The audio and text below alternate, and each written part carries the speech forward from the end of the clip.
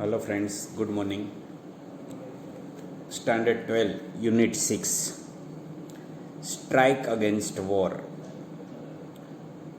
ખૂબ સરસ યુનિટ છે, સમજવા જેવું છે. પણ આમાં ઘણા બધા એવા નવા સ્પેલિંગો છે જે તમારે યાદ રાખવા પડશે, એને સમજવા પડશે અને થોડોક એકાગ્ર થઈ અને ભણજો, નહીં તો ઉપરથી જશે એવું લાગશે મને. તો સ્ટ્રાઇક મતલબ શું? આપણે કહીએ કે સ્ટ્રાઇક અને સ્ટ્રાઇક કરી છે. સ્ટ્રાઇક એટલે હડતાળ નથી કરતા આપણે, અમે કોઈ યુદ્ધમાં કે કોઈ હડતાલ ઉપર ઉતરી જાય. અહીંયા સ્ટ્રાઇક કરે છે કોની વિરુદ્ધમાં? યુદ્ધની વિરુદ્ધમાં, કે યુદ્ધ થવું જોઈએ નહીં એની વિરુદ્ધમાં સ્ટ્રાઇક કરવાની વાત છે. બહુ સરસ યુનિટ છે અને એના રાઇટર છે, તમે નામ સાંભળીને તમને યાદ આવશે, તો સ્પીચ બાય હેલન કેલર.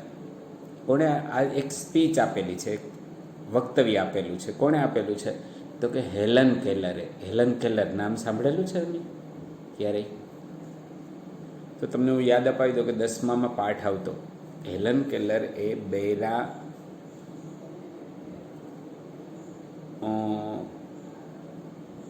આંધળા અને ડમ, મૂંગા બધું જ હતું, બરાબર છે. પણ એને બોલતા કરનાર એમના એક ટીચર મિસ સલીવાન, એવો એક 10મામાં તમારે પાઠ હતો, એના ટીચર હતા.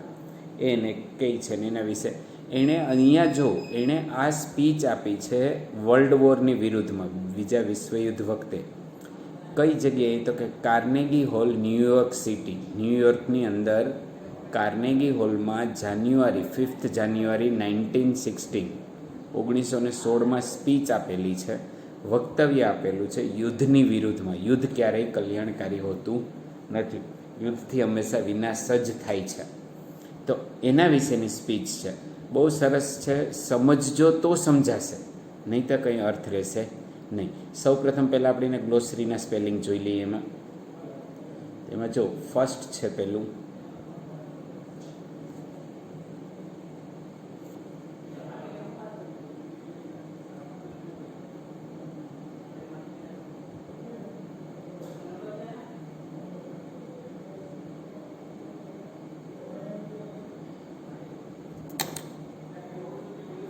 જેમાં તમે ફર્સ્ટ જોઈ શકો છો, grieve, GRIEVED, GRIEF, grief. Grief એટલે દુઃખ, શોક, એનું ભૂતકાળનું રૂપ છે ગ્રીવ્ડ, બરાબર. એટલે ફીલ સેડ, જો એવો અર્થ છે, એટલે કે દુઃખ.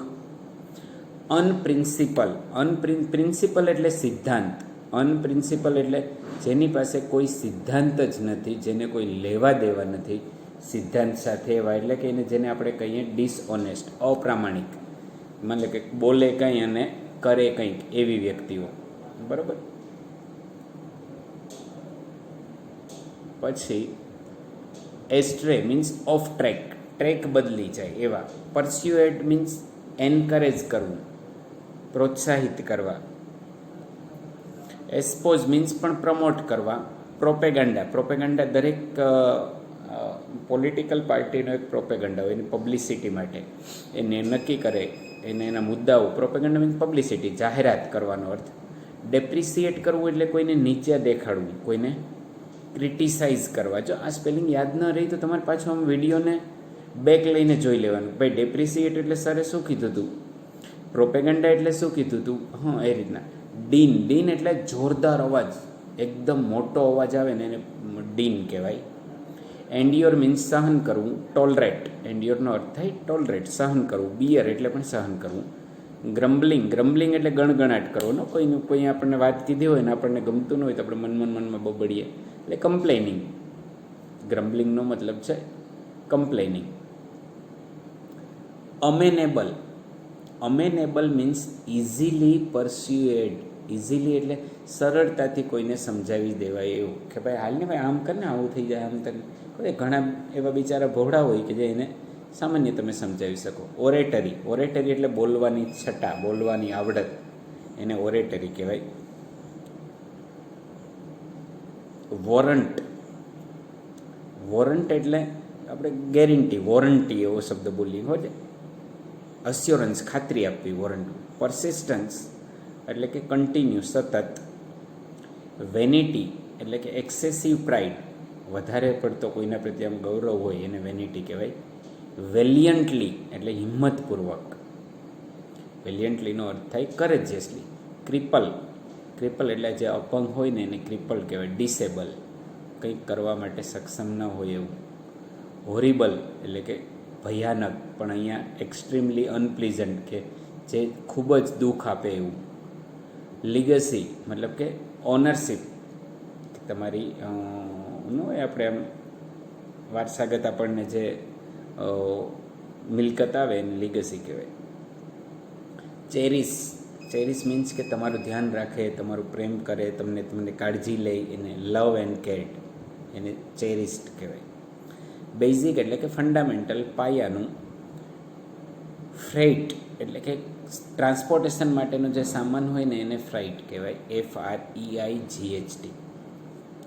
સ્ટોક હોલ્ડ, સ્ટોક હોલ્ડ એટલે કે એવો રૂમ કે જ્યાં બોઇલરની ગરમી આવતી હોય એને સ્ટોક હોલ્ડ. સ્ટોક યાર્ડ, આપણે ને બોલો વાડો કરીએ કંઈ ઢોરને બાંધી દેવા માટેનું, એને સ્ટોક યાર્ડ કહેવાય.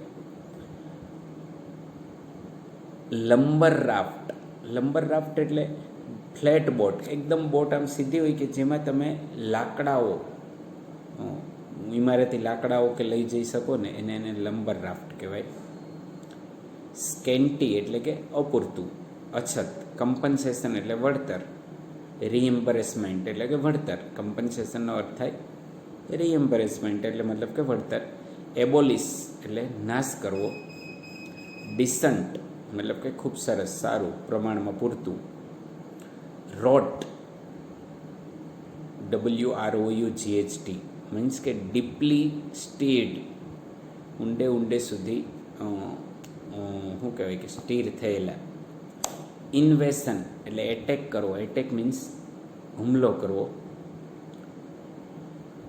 કોન્કેસ્ટ આપણે કોન્કર બોલીએ ખબર, વિક્ટરી, વિજય. અનએબેટેડ મતલબ કે કોન્સ્ટન્ટ, કન્ટિન્યુ. વિગોર એટલે કે તાકાતથી, ફોર્સથી. અને બેલિગ્રન્ટ એટલે કે એગ્રેસિવ, એકદમ. બેલિગ્રન્ટ એટલે ને ઝઘડાળું, વાતમાં ઉગ્ર થઈ જાય, એને બેલિગ્રન્ટ એવો શબ્દ વાપરી શકીએ. જોજો સ્પેલિંગ સમજજો, જેથી કરીને વધારે આઈડિયા આવશે. નહીંતર થોડાક સ્પેલિંગ આમાં જે તમારા જાણ બહારના હોય એવું તમને આમાં લાગશે, જે તમારા કોન્ટેક્ટમાં નહીં હોય એવા. ઓકે, તો હવે આપણે યુનિટની શરૂઆત કરીએ. ટુ બિગિન વિથ, કે હું શરૂઆત કરવા માગું છું. જો આખી સ્પીચ કોણ આપે છે? હેલન કેલર, કે જે નાનપણમાં જ બ્લાઇન્ડ હતા અને બેરા હતા, એના લીધે બોલતા પણ નહોતા શીખ્યા. અને બોલતા શીખવાડનાર એના ટીચરને આભારી છે. આઈ લવ યુ ટીચર એવો પાઠનું નામ હતું. તમે જો તમને 10માની ટેક્સ્ટ બુક હોય ને તો જોજો. અત્યારે પણ તમારી ટેક્સ્ટ બુક લઈને બેસજો, એક નોટબુક લઈને બેસજો, સ્પેલિંગ લખજો અને સમજજો, નહીંતર ઉપરથી જશે. ટુ બિગિન વિથ, કે હું શરૂઆત કરું છું. I have a word to say my good friends. જો એણે કીધું કે હું એવા શબ્દો બોલું છું. વર્ડ એટલે શબ્દ, કે મારા સારા એવા મિત્રો. એડિટર્સ, એડિટર્સ એટલે શું? તો એડિટર્સ એટલે કે જે છાપામાં દરેક ન્યૂઝને એડિટ કરવાનું કામ કરતા હોય. ન્યૂઝ રિપોર્ટરો ન્યૂઝ લઈ આવે, પછી એને વ્યવસ્થિત ઢાંચામાં ગોઠવવાનું, સંપાદન કરવાનું કામ કરે, એને એડિટર્સ કહેવાય.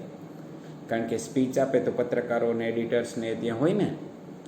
And others who are moved to pity me, અને બીજા કે જેમને મારા ઉપર પીટી આવે છે, દયા આવે છે. શું કામ એમની ઉપર દયા આવે છે? તો કે ભાઈ બ્લાઇન્ડ છે, સાંભળી શકતા નથી એટલે. Some people are grieve, GRIEF, મેં એવો શબ્દ કીધો તો એનું ભૂતકાળ છે ગ્રીફનું ગ્રીવ. કેટલાક લોકોને દુઃખ થાય છે બિકોઝ ધે ઇમેજિન ધેટ, કારણ કે તેઓ કલ્પના કરે છે. ઇમેજિન કરવું મીન્સ કલ્પના કરે છે. I am in the hands of unprincipled person, કે હું અનપ્રિન્સિપલ વ્યક્તિના હાથમાં છું. અનપ્રિન્સિપલ એટલે એવી વ્યક્તિ કે જેનામાં નૈતિકતા ન હોય, જેને કોઈ સિદ્ધાંત લાગુ પડે નહીં. હુ પરસ્યુએડ મી, કે એ મને સમજાવે છે. ઘણા લોકોને દુઃખ છે, એ કલ્પના કરે છે કે હું એવા વ્યક્તિના હાથમાં છું, એવા અનૈતિક વ્યક્તિઓના હાથમાં છું કે જે મને પરસ્યુએડ કરે છે. પરસ્યુએડ એટલે મને સમજાવવાની કોશિશ કરે છે, મને કન્વિન્સ કરવાની કોશિશ કરે છે. શું કરવા? કે હું એડપ્ટ કરું. આપણે કહીએ કોઈ એમ કે અહીંયા બાળકને એડપ્ટ કર્યું. એડપ્ટ એટલે સ્વીકારવું, આજીવન એનું ધ્યાન રાખવાનું, સ્વીકારવું, એને એડપ્ટ કરવું કહેવાય. કે હું સ્વીકારું અનપોપ્યુલર કોઝિસ. અનપોપ્યુલર, પોપ્યુલર એટલે પ્રખ્યાત, અનપોપ્યુલર એટલે કે જેને કોઈ લેવા દેવા નથી એવા કારણો, જે કારણો વાહિયાત છે. રાજકારણીઓ હોય ને, નાની નાની બાબતોનું બહુ પબ્લિસિટી કરતા હોય. Make me mouthpiece. એ લોકો ઈચ્છે કે હું માઉથ પીસ બનું. માઉથ પીસ એટલે ઘણીવાર તમે ન્યૂઝમાં ને જોતા હોશો કે ઘણાય છે ને કોઈની ફેવર કરતા હોય, એ એના માઉથ પીસ હોય. એને આપણે એમ કહીએ કે રિપ્રેઝેન્ટેટિવ, પ્રવક્તા કહેવાય. દરેક પક્ષના માઉથ પીસ હોય. ભાજપ પક્ષ તરફથી હોય તો ભાજપ પક્ષના હોય, કોંગ્રેસ પક્ષ તરફથી હોય તો કોંગ્રેસ પક્ષના હોય, બીજી કોઈ પાર્ટી હોય તો એના તરફથી હોય તો એના હોય. એને માઉથ પીસ કહેવાય. એ એમના તરફથી બોલતા હોય. Mouthpiece of their propaganda, કે હું એના પ્રોપેગેન્ડા, હું એમના વતી એમની પબ્લિસિટી કરું. એવા લોકો કે જે અનપ્રિન્સિપલ છે. કેટલાક લોકોને દુઃખ છે કે હું એવું કરું છું, એવી કલ્પના કરે છે, પણ વાસ્તવિકતામાં એવું કંઈ મારે છે નહીં. એની સ્પષ્ટતા કરે છે. એ કોણ કરે છે? તો કે હેલન કેલર. ઘણા લોકોને એવું છે, પણ એવું છે નહીં. એ તો એ તમારી કલ્પના છે, તમે એવું કલ્પના રાખો છો, બાકી એવું કંઈ છે નહીં. નાવ let it be understood once and for all. Let it be understood, કે એ લોકોને હું સમજાવી દેવા માગું છું. સમજી લેજો. બી અન્ડરસ્ટુડ ફોર વન્સ, એક વખત અને દરેક વખતે. I do not want your pity. મારે તમે મારી ઉપર દયા કરો એવી મારે જરૂર નથી. I would not change place with one of them. કોઈની સાથે પણ હું મારું સ્થાન બદલાવીશ નહીં. હું જ્યાં છું ત્યાં જ બરોબર છું. હું તમારા કોઈની સાથે મારા સ્થાનમાં ફેરફાર કરીશ નહીં. I know what I am talking about. મને ખબર છે હું શું બોલું છું. ટોકિંગ એટલે બોલવું. મને ખ્યાલ છે હું શું વાત કરું છું, શું બોલું છું. આઈ નો મીન્સ જાણું છું. KNOW. NO નથી, KNOW. નો, હું જાણું છું. આઈ એમ ટોકિંગ અબાઉટ, કે હું વાત કરું છું. માય સોર્સિસ ઓફ ઇન્ફોર્મેશન, મારી માહિતીના સ્ત્રોત. જો એ પણ એક એડિટર જ હતા કે મારી પાસે જે માહિતીના સ્ત્રોત છે are as good and reliable as. જો એઝ કઈ ડિગ્રી આપણે ગ્રામર કરી ગયા તો તમે કહેશો સર પોઝિટિવ. હા, માય સોર્સિસ ઓફ ઇન્ફોર્મેશન, કે મારી પાસે જે માહિતીના સ્ત્રોત છે are as good and reliable, એટલા જ સારા અને એટલા જ વિશ્વાસપાત્ર. રિલાયેબલનો મતલબ શું થાય? વિશ્વાસપાત્ર છે, જે એનીબડી એલ્સ, જે બીજા બધાની પાસે છે જ. એટલે દરેકને હું સમજાવવા માગું છું કે મારે તમારે કોઈની પીટી, તમારા કોઈની દયા જોતી નથી. હું મારું સ્થાન તમારા કોઈ સાથે બદલાવીશ નહીં. આઈ નો, હું જાણું છું કે હું શું વાત કરું છું. મારી પાસે પણ સ્ત્રોત છે, મારી પાસે પણ માહિતીના સ્ત્રોત છે, અને એટલા જ સારા છે ને એટલા જ વિશ્વાસપાત્ર છે જેટલા બીજાને છે. આઈ હેવ પેપર્સ, કે જો મારી પાસે પણ પેપર છે, મારી પાસે પણ મેગેઝિન્સ છે. સમજો, એક બ્લાઇન્ડ મેન છતાંય વાંચી શકે છે, છતાંય સ્પીચ આપી શકે છે, અને આપણે એક નાનકડું કંઈક થઈ ગયું હોય તો આપણે કેવડા દુઃખી થઈ જાય. મારી પાસે પેપર્સ છે, મેગેઝિન્સ છે. જોજો, સમજો ક્યાં ક્યાંના છે એ કહે છે. ઇંગ્લેન્ડથી છે, ફ્રાન્સથી છે, જર્મનીથી છે અને ઓસ્ટ્રેલિયાથી છે. I can read my self. જો સમજો, આ પણ મહત્ત્વની વસ્તુ છે. ને આ બધું હું મારી રીતે વાંચી શકું છું. ઇંગ્લેન્ડનું ન્યૂઝપેપર હોય તો હું ઇંગ્લિશમાં વાંચી શકું છું. ફ્રાન્સનું ન્યૂઝપેપર હોય તો હું ફ્રેન્ચમાં વાંચી શકું છું. જર્મનીનું જર્મનમાં વાંચી શકું છું. ઓસ્ટ્રેલિયા હોય તો ત્યાંની લેંગ્વેજમાં પણ હું વાંચી શકું છું મારી રીતે. Not all the editors I have met can do that. જો એને કીધું કે બધા જ એડિટર્સ કે જેને હું મળી છે તે આ બધા જ આમ કરી શકતા નથી. Quite a number of them have to take. ઘણા બધા એવા છે કે એનું ફ્રેન્ચ અને જર્મન માટે સેકન્ડ હેન્ડની જરૂર પડે છે. સેકન્ડ હેન્ડ એટલે અહીંયા બીજો હાથ નહીં, બરાબર, પણ કોઈના સપોર્ટની જરૂર પડે છે. એ જ ફ્રેન્ચ લેંગ્વેજ જાણતો હોય તો ફ્રેન્ચ એના માટે દુભાષિયાની જરૂર પડે છે. એવું ને હું તો મારી રીતે વાંચી શકું છું એમ કહે છે. No, I will not depreciate the editors. જો પાછું એને સ્વીકારી પણ લીધું કે મારો હેતુ એડિટર્સને, જો એડિટર્સ એટલે શું, મેં તમને કીધું હતું ને કે છાપામાં એડિટ કરવાનું કામ કરે, સંપાદન કરવાનું કામ કરે એને એડિટર્સ કહેવાય. કે મારો હેતુ કોઈને ડેપ્રિસિએટ કરવાનો નથી. ડેપ્રિસિએટ એટલે કોઈને ઉતારી પાડવા, કોઈને નીચા દેખાડવા, કોઈને ક્રિટિસાઇઝ કરવા, કોઈની ટીકા કરવી, એવો મારો હેતુ નથી. એણે કીધું કે ન્યૂઝ એડિટર્સ છે ને એ ઓવરવર્ક છે, એને સખત કામ રહી છે, વધારે પડતું કામ કરે છે. અને પાછો કેવો વર્ક છે એડિટર્સ છે, એ મિસઅન્ડરસ્ટુડ ક્લાસ છે. અન્ડરસ્ટેન્ડ એટલે સમજવું, મિસઅન્ડરસ્ટેન્ડ એટલે ગેરસમજ. એને કોઈ ગેરસમજમાં દોરી જાય છે, નાદાન છે એમ કહીએ તો હાલે. લેટ ધેમ રિમેમ્બર, એ લોકોને કેવું યાદ રાખજો. ઇફ જો સમજો, આ સમજવા જેવું. ધો આપણે એડવર્ડ ક્લોઝ ઓફ કોન્ટ્રાસ્ટ તમે જોયું હશે. તો if I can not see the fire at the end of the cigarettes, જો અહીંયા છે ને આ ફ્રેન્ડ્સ નથી, પ્રિન્ટિંગ એરર છે અહીંયા છે. I can not see the fire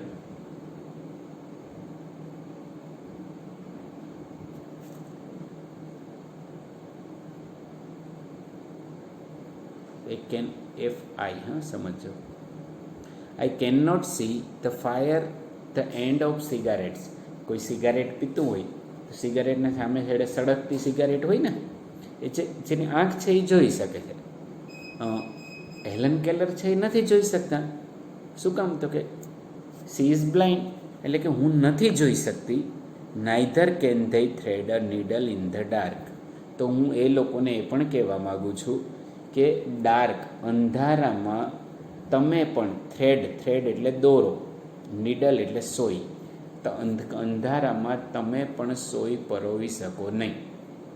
જો તમે અંધારામાં સોય નથી પરોવી શકતા તો હું સિગારેટ, તમે જે સિગારેટ પીવો છો કે સિગારેટનો સામેને છેડે જે ફાયર છે એ હું પણ જોઈ શકું નહીં, હું જોઈ શકતી નથી. તો તમે પણ આ કામ નથી કરી શકતા. એમાં કંઈ ગૌરવની વાત નથી, એમાં કંઈ નીચું કે કોઈની ઉપર દયા ખાવાની વાત નથી. ઓલ આઈ આસ્ક જેન્ટલમેન, કે હું તમને બધાને પૂછવા માગું છું, gentleman is a fair field, કે આ તો એક કેવું ક્ષેત્ર છે, ફેર ફિલ્ડ છે. આપણું ક્ષેત્ર છે એ ફેર છે. ફેર એટલે કોઈની પણ ફેવર કરવાની નહીં, તટસ્થ રહેવું, એ એવું ક્ષેત્ર છે. નો ફેવર, કોઈની પણ ફેવર હોય નહીં. ફેર એટલે ન્યાયપૂર્ણ હોવું જોઈએ. એ કહે છે આઈ હેવ એન્ટર્ડ. બાકી ન્યૂઝપેપર, ટીવીની ન્યૂઝ ચેનલો અમુકને સપોર્ટ કરે, અમુકને ધ્યાનમાં જ ન લે. એવું નહીં કે નો ફેવર, કોઈની ફેવર હોવી જોઈએ નહીં. આઈ હેવ એન્ટર્ડ, કે મેં પ્રવેશ કર્યો છે. ધ ફાઇટ અગેન્સ્ટ પ્રીપરેડનેસ, કે હું હવે ફાઇટ કરવાની છું. કોની સામે? પ્રીપરેડનેસ. પ્રીપરેડનેસ એટલે કે પરેડ કેમાં આવે? તો કે યુદ્ધમાં, યુદ્ધની સામે. અને અગેન્સ્ટ ધ ઇકોનોમિક સિસ્ટમ, અને જે આર્થિક સિસ્ટમ છે એની સામે લડવા માટે હું ફાઇટ કરવા આવી છું. વિચ વી લીવ, કે જેમાં આપણે જીવન જીવીએ છીએ, આપણી ઇકોનોમિક સિસ્ટમ છે. અને પ્રીપરેડનેસની સામે it is fight to the finish. આ મારી લડાઈ કેવી હશે? આર પારની હશે. આઈ આસ્ક નો ક્વાર્ટર, કે હું પીછે હટ નહીં કરું. ક્વાર્ટરનો અર્થ થાય 25%, કે હું થોડુંક લડાઈ કરી અને છોડી દઈશ, થોડુંક કરીને આમ કરી લઈશ, એમ નહીં. આઈ આસ્ક નો ક્વાર્ટર, હું પીછે હટ કરીશ નહીં. મારે કોઈની દયાની જરૂર નથી. હું હવે આ ફિલ્ડમાં એન્ટર થઈ છું અને આ ફાઇટ છે મારી.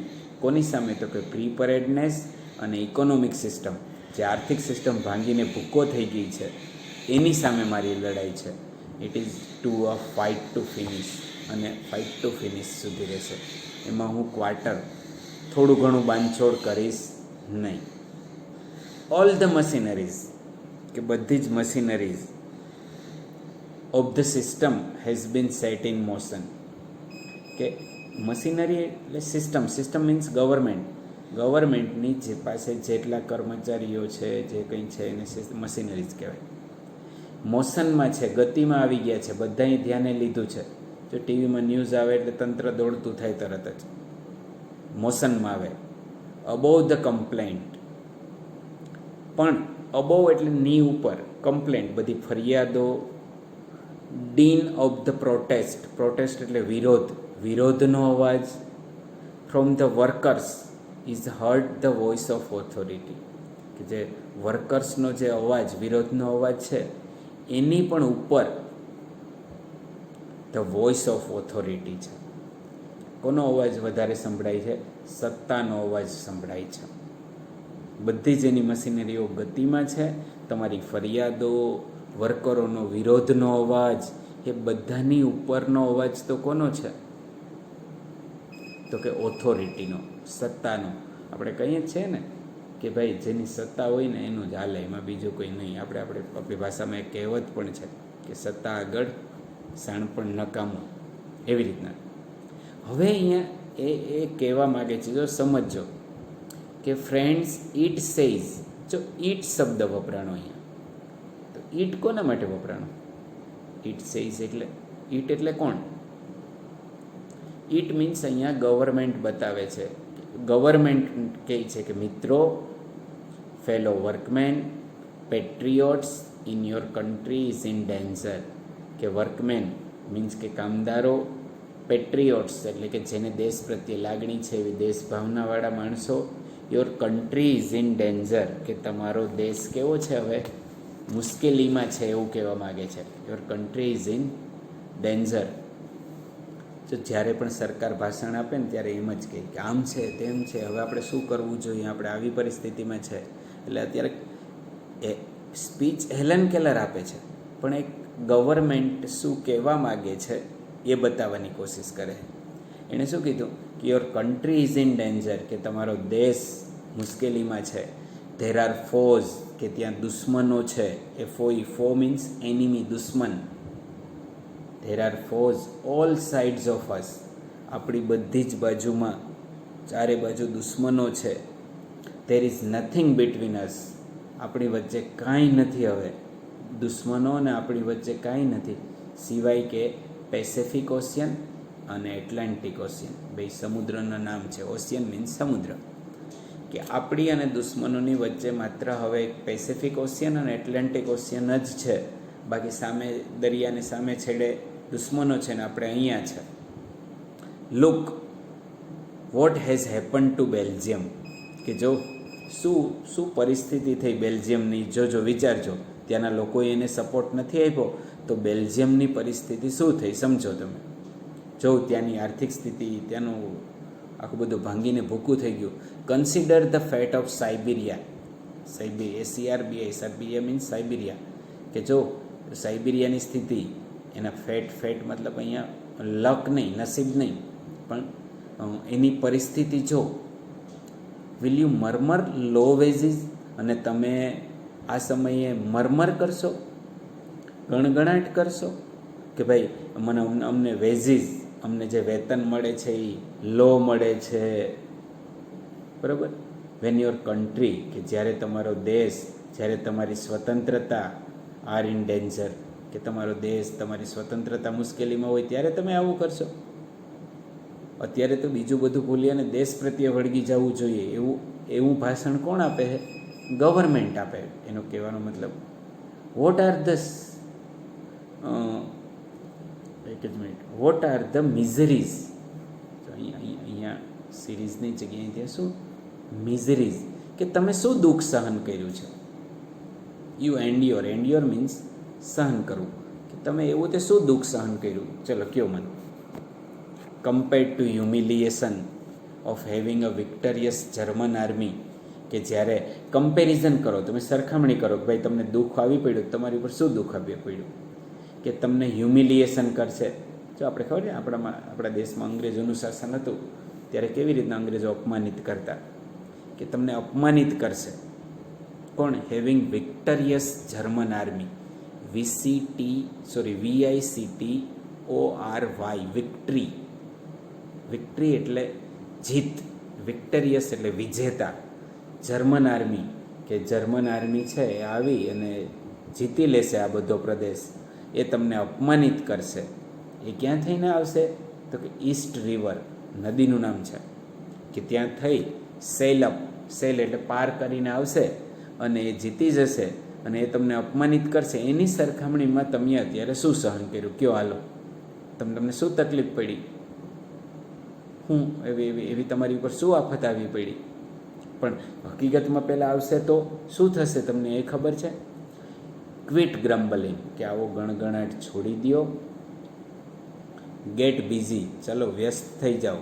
Prepare to defend your fireside and your flag, તમારા ધ્વજને અને તમારી આ સળગતી સરહદો છે, ફાયર સાઇડ એટલે કે જે સળગતા પ્રશ્નો છે એને ડિફેન્ડ કરવા માટે, ડિફેન્ડ એટલે એને બચાવવા માટે તૈયાર થઈ જાઓ. ગેટ એન આર્મી, ચલો આર્મીમાં જોડાઈ જાઓ, આર્મી સાથે તૈયાર થઈ જાઓ. નેવીમાં જોડાઈ જાઓ. બી રેડી, તૈયાર થઈ જાઓ.